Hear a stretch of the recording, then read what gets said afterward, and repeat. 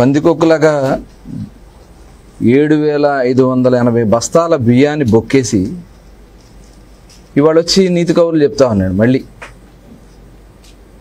ఒక డ్రామా, ఒక అపూత కల్పన సృష్టించాలని ప్రయత్నం చేస్తా ఉన్నాడు. 7,585 బస్తాలు దగ్గర దగ్గర ఒక బస్తా 2 బస్తాలు కాదు. ఇవన్నీ కూడా పేద ప్రజలకి ప్రభుత్వం పంచాల్సినటువంటి బియ్యాన్ని నీ సొంత గోడౌన్లో తరలించేసి, గోడౌన్ నుంచి డబ్బులు కొట్టేసి, కనీసం మీ భార్య పేరు మీద ఉంది గోడౌను, రేపు పొద్దున ఏదైనా వస్తుందని భయం బొంకు లేకుండా ఇవాళ మళ్ళీ బొంకుతా ఉన్నాడు వచ్చి.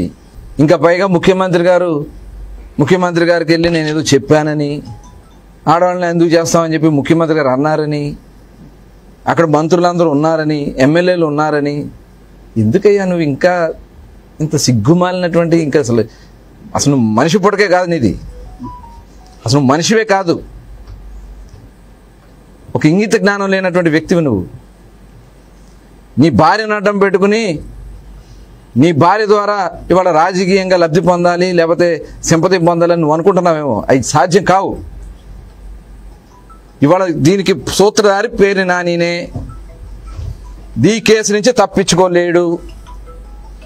100% ఈ గోడౌన్ ఏ రోజు కూడా మీ భార్య గారి ఇనాగ్రేషన్కి సంబంధించి కానీ, మీ భార్య గారికి సంబంధించి కానీ ఎప్పుడు లేదు. నువ్వే చేసావు,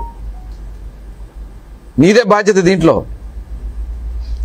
ఇవాళ నువ్వు చేసావు కాబట్టే తప్పించుకోవడానికి నెల రోజుల నుంచి ఊరు వదిలిపెట్టి పారిపోయి, మేము డబ్బులు కట్టేస్తాం కదా మాకేం వద్దులేని అనుకుంటా ఉన్నారు.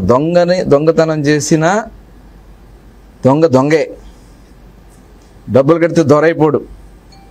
మేము మొట్టమొదటి నుంచి కూడా చెప్తా ఉన్నాం. ఇవాళ మీరు మాట్లాడుతూ ఉన్నారు ఆడవాళ్ళు గౌరవాల గురించి. ఆనాడు ఏమైంది మీకు? భువనేశ్వర్ గారి గురించి నిండు సభలో, ఆంధ్రప్రదేశ్ రాష్ట్ర చరిత్రలో ఏ ఆడబిడ్డ గురించి మాట్లాడినటువంటి మాటలు ఆ నిండు సభలో మాట్లాడినప్పుడు నీ గుణం ఎక్కడ సచ్చింది? నువ్వెక్కడ సచ్చావు?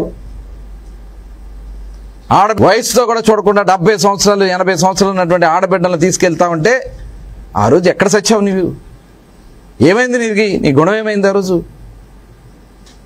అడి నోరు ఉంది కదా, ఇష్టం వచ్చినట్టు మాట్లాడి ఇవాళ మీ పాపం పండింది కాబట్టి ఇవాళ అవన్నీ కూడా బయటకు వస్తే గజగజ వణికిపోతా ఉన్నావే.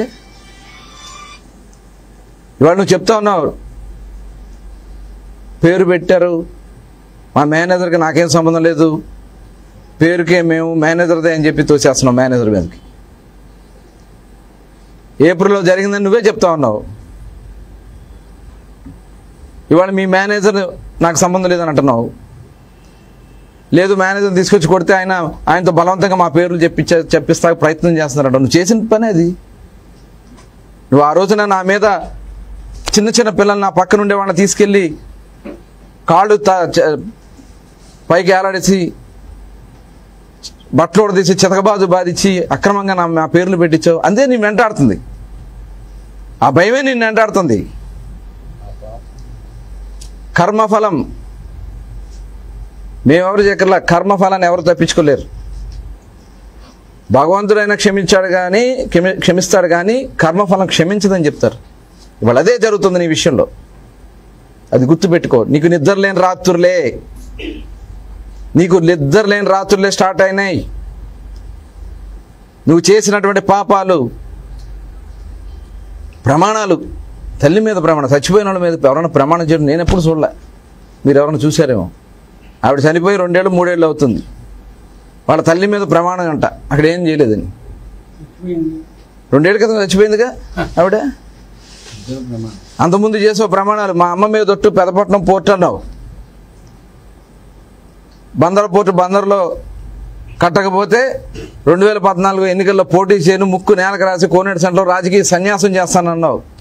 ఎక్కడికి పోయి నీ ప్రమాణాలు? నీ దొంగ ప్రమాణాల గురించి బందర్ ప్రజలకు కాదు, ఈ రాష్ట్ర ప్రజలకు కూడా తెలుసు. నీచ నికృష్టమైనటువంటి కార్యక్రమాలు మీరు చేసి, ఇంకా పైగా ఇప్పుడు దొంగ ఏడుపులు. ముఖ్యమంత్రి గారంట రాజకీయంగా ఏదైనా చేస్తారు, కానీ ఆయన ఏమైనా దేవుడు అన్నట్లుగా మాట్లాడాడు. దేవుడే మా నాయకుడు, మాకు దేవుడే. మా నాయకుడు బాటలోనే మేము నడుస్తాం. కానీ లేని జరగన విషయాల్ని డ్రామాగా సృష్టించి ప్రజలకు ఏదో మభ్యపెట్టాలని ముఖ్యమంత్రి గారికి వెళ్ళంట, నేను చెప్పానంట, అరెస్ట్ చేయమని 2-3 సార్లు వెళ్ళి ఒత్తిడి చేశానంట. ముఖ్యమంత్రి గారేమో లేదు అని చెప్పి ఆయన నన్ను కేకలేశారంట. ఏంది ఇది? ఇంత నీచానికి దిగుతావు నువ్వు? దొంగతనం చేసావు, దొరికిపోయావు, ఇంకా ఆ నెపంని ఇది ఇచ్చేసుకుని లేదా కేసు భయపడిపోయి గోడౌన్కి వస్తే తాళాలు తీయటానికి ఎందుకు రాలా ముందుకి? ఫస్ట్ రోజు విజిలెన్స్ వాళ్ళు వచ్చారు. నువ్వే తప్పు చేయకపోతే విజిలెన్స్ వాళ్ళు వచ్చినప్పుడు మీరు ఎందుకని తాళాలు తీలా? ఆ నెక్స్ట్ డే సివిల్ సప్లైస్ వాళ్ళు వస్తే మీ మనుషులు పంపించి, మీ లాయర్లు పంపించి సాయంత్రం లైట్ ఫెయిల్ అయ్యే వరకు కూడా తీయడానికి వీలు లేకుండా మాట్లాడుతూ ఉంటే అప్పుడు మ్యాజిస్ట్రేట్ పవర్స్తో జేసీ గారు తాళాలు బద్దలు కొట్టేసి మొత్తం కౌంట్ చేస్తే మొదటి విడతలో దాదాపు 1850 క్వింటాల్స్ డిఫరెన్స్ వచ్చింది. మళ్ళీ రెండోసారి కౌంట్ చేస్తే దాదాపు 2800 దగ్గర క్వింటాల్స్ డిఫరెన్స్ వచ్చింది. ఫైనల్గా 3000 దగ్గర 800 క్వింటాల్స్ డిఫరెన్స్ వచ్చినాయి. అంటే 7800 బస్తాలు. 7800 బస్తాలు ఎవరి వల్ల అవుతుంది తీటాకి? ఒక బస్తానా 2 బస్తాల? నీ అనుమతి లేకుండా నీ గోడౌన్లో నుంచి బియ్యం వెళ్ళిపోతే నాకు సంబంధం లేదని చెప్పి తప్పించుకు తిరగడానికి ప్రయత్నం చేస్తే డబ్బులు కట్టేస్తే ఆ పాపం నేరం సమిసిపోద్దని మీరు అనుకుంటా ఉన్నారు.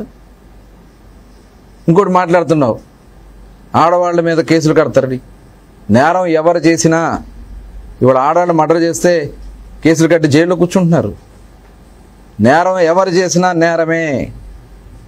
అది ఆడవాళ్ళు అవ్వచ్చు, మగవాళ్ళు అవ్వచ్చు, ఎవరైనా అవ్వచ్చు. నేరం చేసిన వాళ్ళు నేరం కింద లెక్కే. దీంట్లో నీ ఇన్వాల్వ్మెంట్ ఉంది కాబట్టి నువ్వే నేరగాడివి. అది గుర్తుపెట్టుకో పేరు నాని గారు.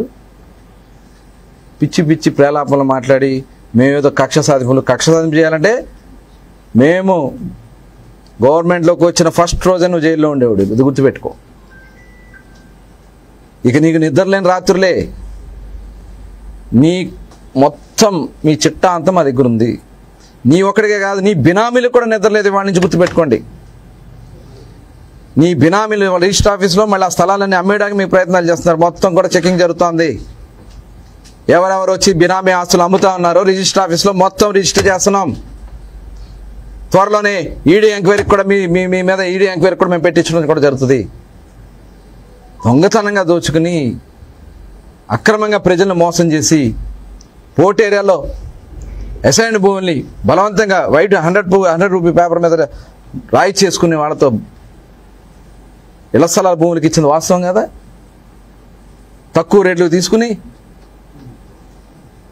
దాదాపు 450 ఎకరాలు రైతుల్ని మోసం చేసి మధ్యలో ఉన్నటువంటి కాలువల్ని డొంకలకు కూడా ఆనాడున్నటువంటి ఎంఆర్ఓ సునీల్ని అడ్డం పెట్టుకుని ఆ భూములన్నీ కూడా మీ వాళ్ళ పేరు మీద రాయించుకున్నావు. అవన్నీ ఉన్నాయి. అదే కాదు, మట్టి పూడ్చడానికి ఎన్ఆర్జీఎస్ కింద తీసుకొచ్చి ఆనాడు ఎంపీడీఓగా ఉన్నటువంటి సూర్యనాన్ని అడ్డం పెట్టుకుని నువ్వు చేసినటువంటి దోపిడీ ఆ ఇళ్ల స్థలాల్లో ఎంక్వైరీకి జరుగుతూ ఉంది. ఇప్పుడు